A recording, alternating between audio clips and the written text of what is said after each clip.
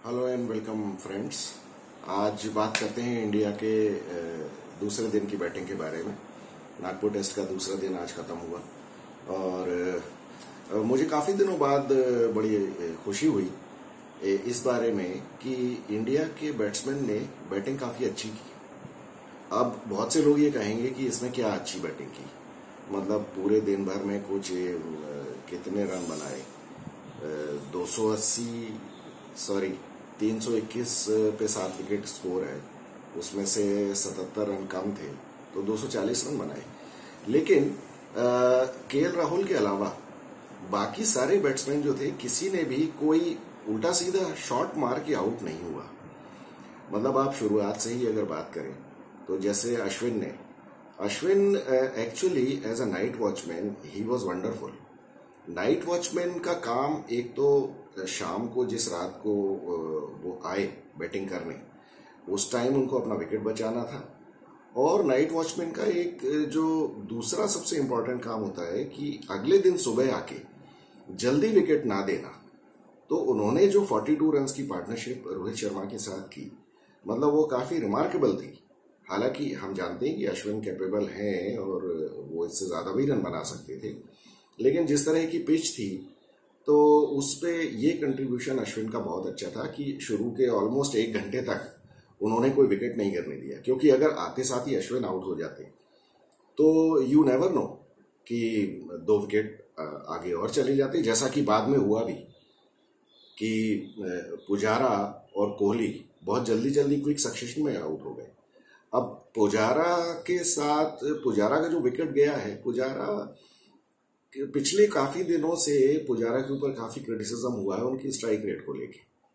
अब पुजारा को भी थोड़ा समझना चाहिए कि ये विकेट ऐसा नहीं था जिसपे कि आपको स्ट्राइक रेट की कोई इम्प्रूव करने की जरूरत थी, क्योंकि यहाँ आपको थोड़ा टाइम लेना चाहिए था।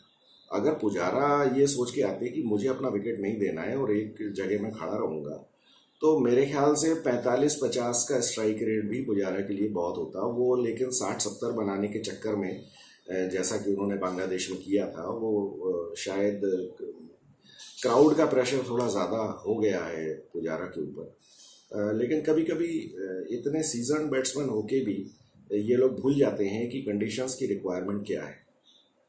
तो वो बेचारे ऑफ लेग स्टम्प के बाहर वाली बॉल पे स्वीप मारने गए, टॉप एज लग गया और कैच आउट हो गए।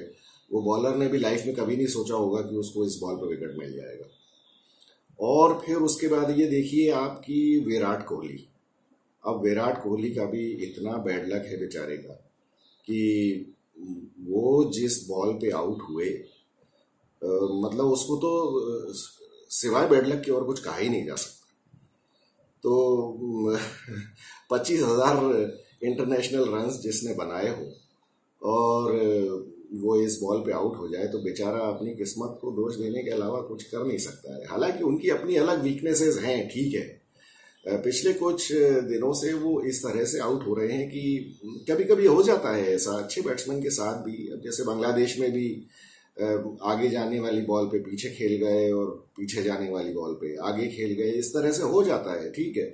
क्योंकि sometimes your reputation plays a heavy role on your head. So sometimes you want to prove to the world that I'm still the best, I'm very good, but I don't think he needs to prove anything to anybody. Anyway, उसके बाद सूर्य कुमार यादव, वो अब यहाँ पे मुझे थोड़ा सा एक क्वेश्चन मार्क है कि सूर्य कुमार यादव ने पिछले कुछ दिनों में T20 में परफॉर्म किया है। अब T20 की परफॉर्मेंस के बेसिस पे आप उनको टेस्ट मैचेस में लेके आए। अगर आपको उन्हें टेस्ट मैचेस में लेके आना था तो उस टाइम लेके आना था जब वो रणजी ट्रॉफी टीम में मुंबई के कैप्टन थे और उन्होंने मुंबई को चैंपियन बनाया था। उस टाइम उनकी फर्स्ट क्लास में काफ़ी अच्छे स्कोर्स थे, और अब उस बेसिस पे T20 की बेसिस पे आप उनको टेस्ट मैचेस में ले आए तो एक्चुअली आदमी का टेम्परामेंट वो नहीं होता है, और वो इस तरह के धर्म संकट में पड़ जाता है कि अब मुझे करना क्या है। तो अब ऑब्वियसली जनता एक्सपेक्ट करती है और फैंस सारे एक्सपेक्ट करते हैं कि अब आप आके वही फ्लैम्बॉयंस दिखाओगे अपनी, और चौके छक्के और ये वो सब। और एक तो क्या होता है कि रेपुटेशन थोड़ी सी बैट्समैन की ऐसी हो जाती है, तो वो he also wants to prove himself that no I am a deserving test player. I have not been given the test cap in a fluke. Anyway, अब ये तो डिबेट की बात है कि उनको लेना चाहिए था या नहीं लेना चाहिए था. तो उनको एक अच्छी बॉल पड़ गई और वो बेचारे आउट हो गए. उसके बाद लेकिन जो जडेजा ने किया, जडेजा तो actually he is in a league of his own. For the last 3-4 years, he has been performing exceptionally well, and he is among the top all-rounders in the world. तो वो he has actually been placing a very high price on his wicket nowadays for the last 3-4 years. I remember distinctly that once he played an innings of 90 runs against England. I think it was in Mohali or somewhere. और उसके बाद से उन्होंने जो खेलना शुरू किया है, तो वो कभी भी सस्ते में आउट नहीं होते, और ये बहुत अच्छी चीज़ है. तो खासतौर पे श्रेयस अय्यर के टीम में ना होने की वजह से ये एक एडेड प्रेशर भी है, और ऊपर से ऋषभ पंत नहीं है. तो जडेजा ने काफ़ी रिस्पॉन्सिबिलिटी के साथ खेला. और मोस्ट सरप्राइजिंगली अक्षर पटेल, हालांकि अक्षर Patel came out of syllabus for Australia, क्योंकि ऑस्ट्रेलिया ने कभी सोचा नहीं होगा कि अक्षर पटेल इस तरह से भी बैटिंग कर सकते हैं, और उन्होंने जो गजब का काम किया है, तो उसी की वजह से इंडिया आज इस पोजीशन में है कि 321 for 7.